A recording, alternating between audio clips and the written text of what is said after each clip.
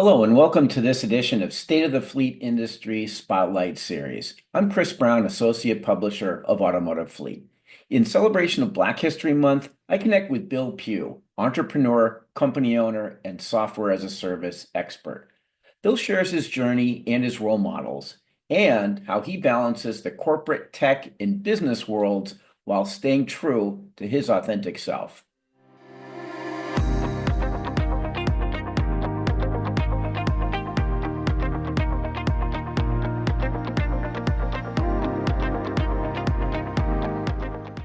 Okay, well, Bill, welcome to this edition of State of the Fleet Industry.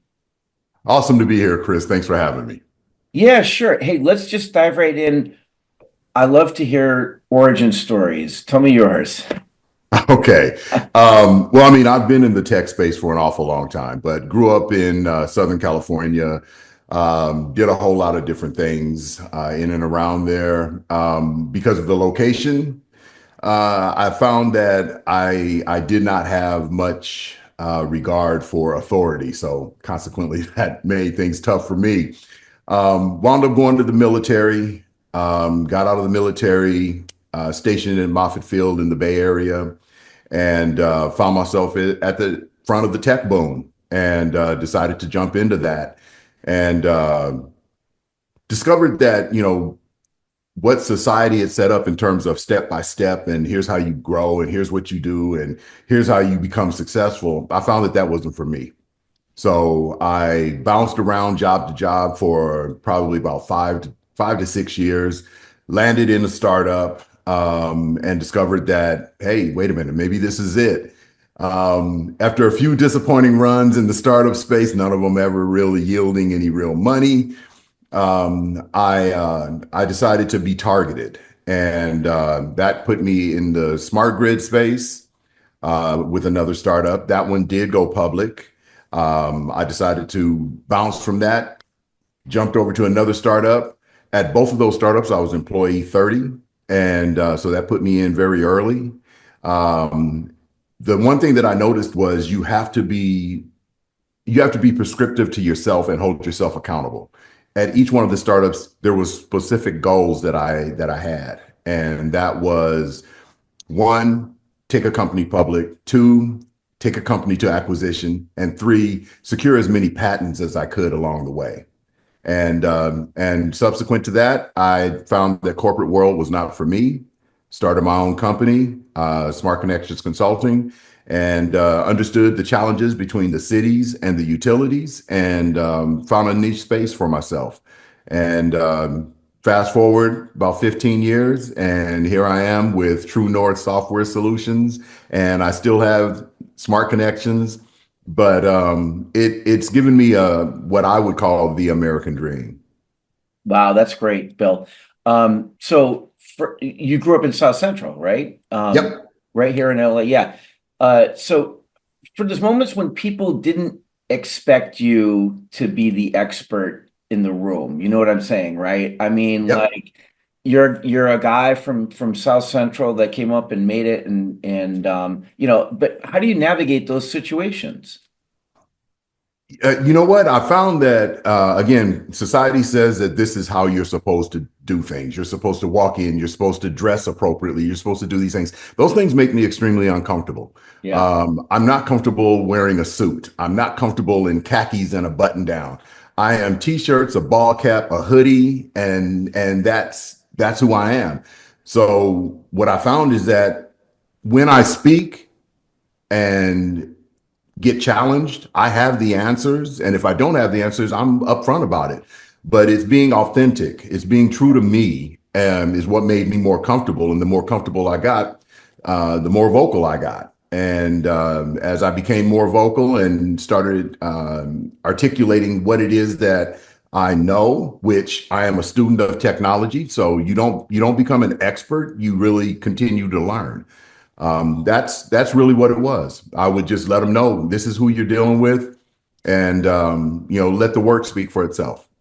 Yeah, no, that's a really great point. I mean, and to just kind of follow on that, I mean, you got to balance your authentic self with expectations of the corporate world, right? The corporate world, the tech world, the business world. I mean, people talk about like code switching, right? In business settings, when all of a sudden you button that top button type thing. But I mean, is it a challenge to kind of manage that and kind of stay true to yourself? No, for me it wasn't. I think it's getting out of your own head space. You know, you're worried about what other people are thinking when in actuality, a demonstration speaks volume. When I do speak, I don't worry about towing the line. I don't worry about I have to agree with this person. If I don't believe it and the science isn't there to prove it, no.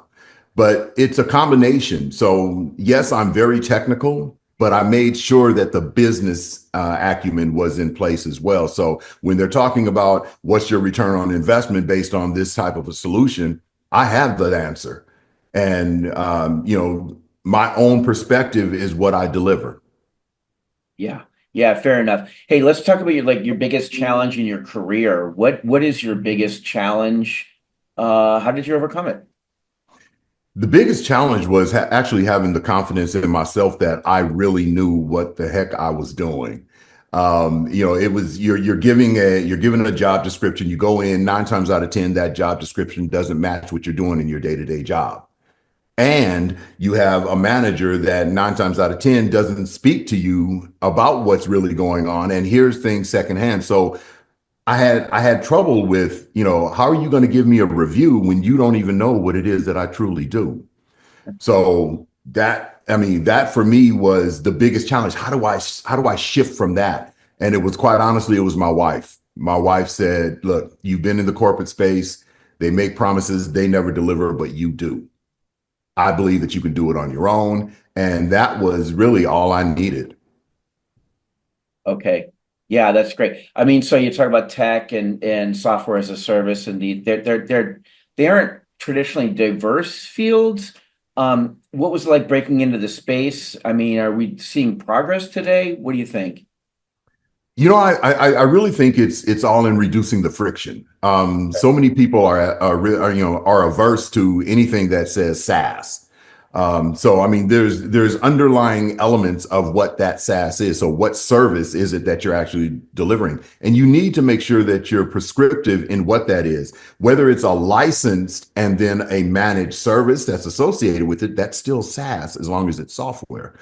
We've been fairly successful at it, and mind you, that neither one of the companies has received VC funding. So we are self-funded, bootstrapped, and shared risk, shared reward.